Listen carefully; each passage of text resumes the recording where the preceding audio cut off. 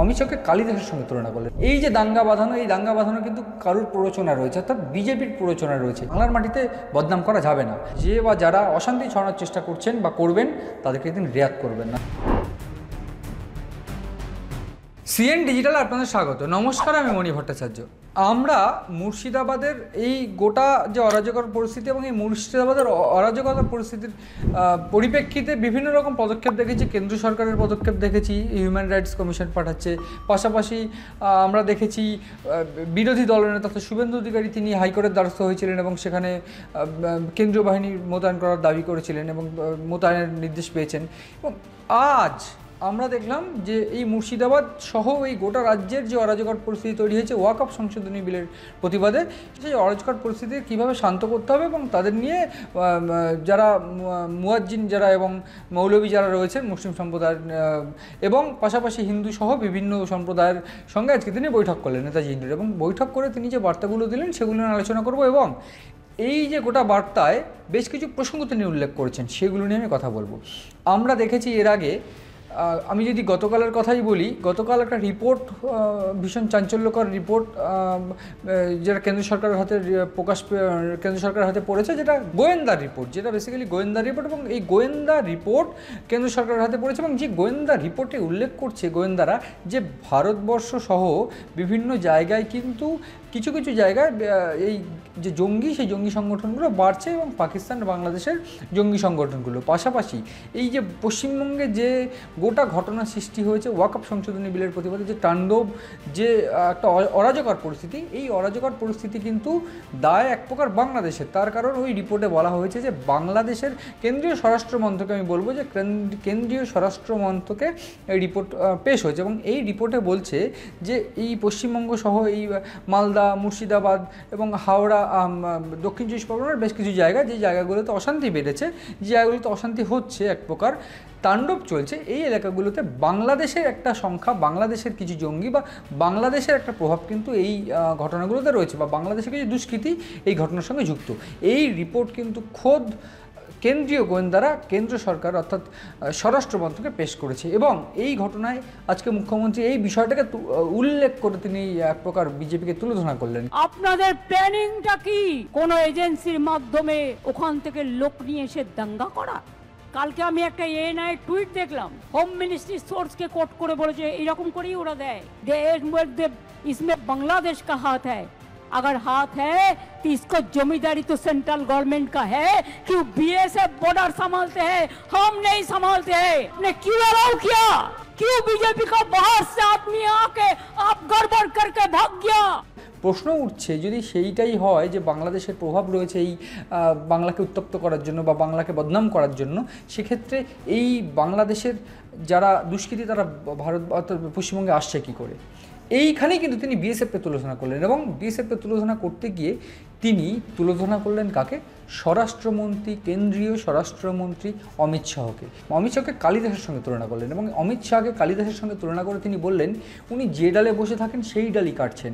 এবং তিনি মুখ্যমন্ত্রী মমতা বন্দ্যোপাধ্যায় অর্থাৎ মমতা বন্দ্যোপাধ্যায় তিনি প্রধানমন্ত্রী নরেন্দ্র মোদীকে অনুরোধ করলেন যেই অমিত শাহকে আটকান।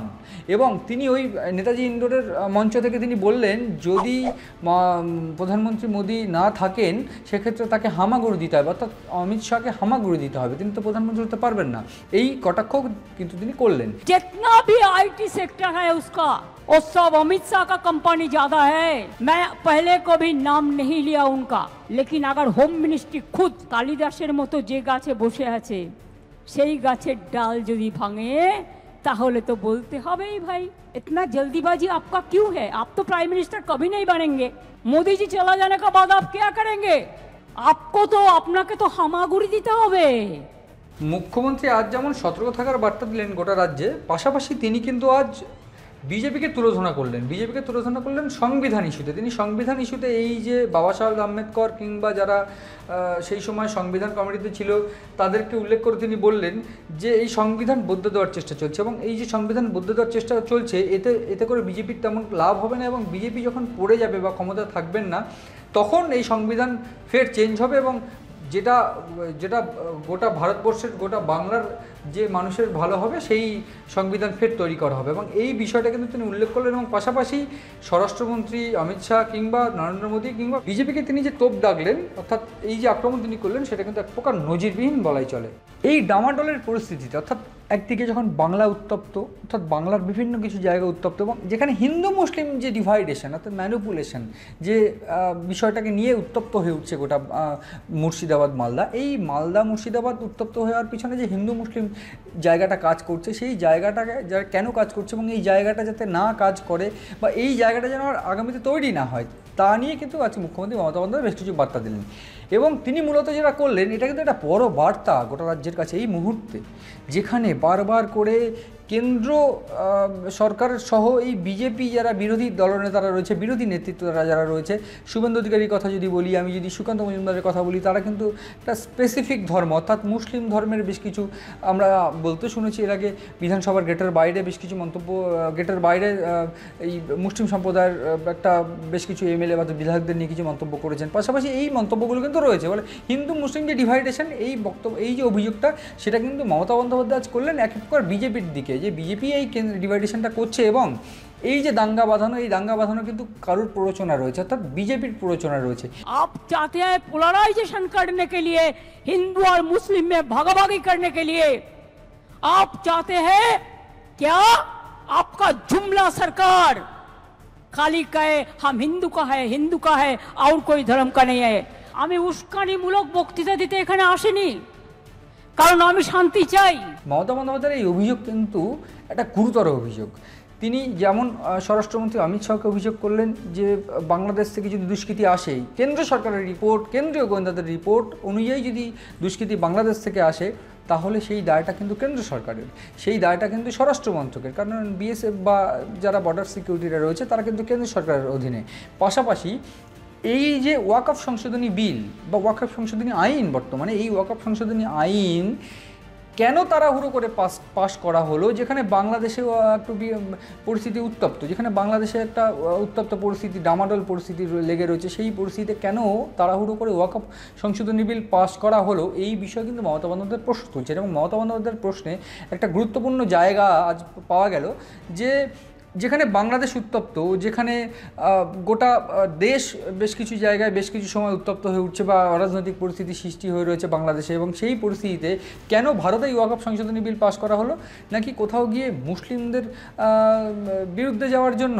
তাই যদি হয়, সেক্ষেত্রে মমতা বন্দ্যোপাধ্যায় যে বড় বার্তা দিলেন, যেটা আমি আগেও বলছিলাম, সব ধর্মকে সঙ্গে নিয়ে, সব ধর্মের মানুষদের প্রতিনিধিদের সঙ্গে নিয়ে এক মঞ্চে দাঁড়িয়ে তিনি বললেন যে আমি থাকতে ধর্মীয় বিভাজন বাংলায় হবে না।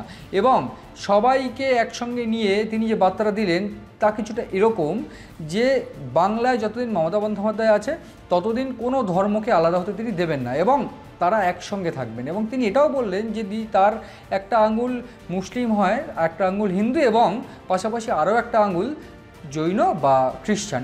আমি তো আপনাদের পক্ষে, আমি সর্বধর্মের পক্ষে, আমি হিন্দুদেরও পক্ষে, আমি মুসলমানদেরও পক্ষে, আমি শিখদেরও পক্ষে, আমি খ্রিস্টানদেরও পক্ষে। এই সব মিলিয়ে যে বার্তাটা তিনি দিলেন, সেই বার্তার পাশাপাশি তিনি আরও একটা বিষয় উল্লেখ করলেন, যে তিনজনেই মুর্শিদাবাদের যে অরাজকতা পরিস্থিতি বা মুর্শিদাবাদের যে তাণ্ডব, সেই তাণ্ডবে মৃত্যু হয়েছে, এইটাও কিন্তু খতিয়ে দেখা হবে। এক প্রকার বিএসএফ গুলি চালিয়েছে, এই প্রসঙ্গটাও তিনি উল্লেখ করলেন। এবং তিনি বললেন যে বিএসএফ যে গুলি চালিয়েছে, সেটা কেন গুলি চালিয়েছে, শীতলকুচির প্রসঙ্গ তিনি টানলেন, কারণ শীতলকুচিতেও বিএসএফের গুলি চালানোর অভিযোগ হয়েছিল।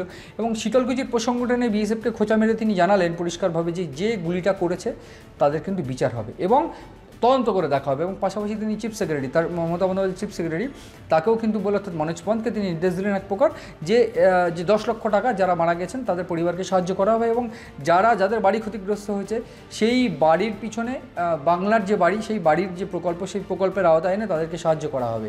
পাশাপাশি তিনি কিন্তু উপায় বাতলে দিলেন যে কীভাবে শান্তি বজায় রাখতে হবে গোটা রাজ্যে। তিনি পরিষ্কারভাবে জানিয়ে দিলেন যে ওয়াকফ সংশোধনী বিল বা আইন নিয়ে যদি কোনো অভিযোগ থাকে, সেক্ষেত্রে প্রধানমন্ত্রী বা রাষ্ট্রপতির সঙ্গে দেখা করতে হবে। বাংলার মাটিকে দূষিত করা বা বাংলার মাটিকে বদনাম করার জন্য যদি কেউ প্ররোচনা দেয়, সেই প্ররোচনা তিনি মানবেন না, এবং এই প্ররোচনায় পা দিতে মানা করছে মুসলিমদের, যেটা আগেও তিনি করেছিলেন যে ওয়াকফ সংশোধনী বিল বা ওয়াকফ সংশোধনী আইন, এইটা যে তিনি মানবেন না বা এটা যে তিনি চালু করতে দেবেন না, এটা কিন্তু আগেই জানিয়েছিলেন মুসলিম সম্প্রদায়কে।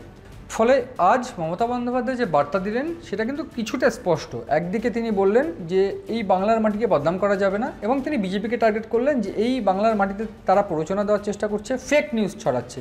এই অভিযোগ কিন্তু ঘটেছে, তিনি করলেন, এবং তিনি এটা জানালেন যে কোথাও উত্তরপ্রদেশ কিংবা অন্য কোনো রাজ্যের ঘটনাগুলোকে এখানে দেখিয়ে তারা প্রচার করছে এবং দাঙ্গা বাঁধানোর চেষ্টা করছে, এই অভিযোগ কিন্তু তিনি করলেন। এবং এই অভিযোগের মাধ্যমে গোটা বাংলার যারা মুসলিম সম্প্রদায় রয়েছে, যারা অভিযোগ করছে, তাদের এক প্রকার পাশে দাঁড়িয়ে তিনি উল্লেখ করলেন যে ওদের যেমন সম্পত্তি নেওয়ার চেষ্টা চলছে ওয়াকফ সংশোধনী আইনের মাধ্যমে, তাদের যে অর্থাৎ মুসলিম সম্প্রদায়ের যে সম্পত্তি নেওয়ার চেষ্টা করছে, ওরা দুঃখে আছে।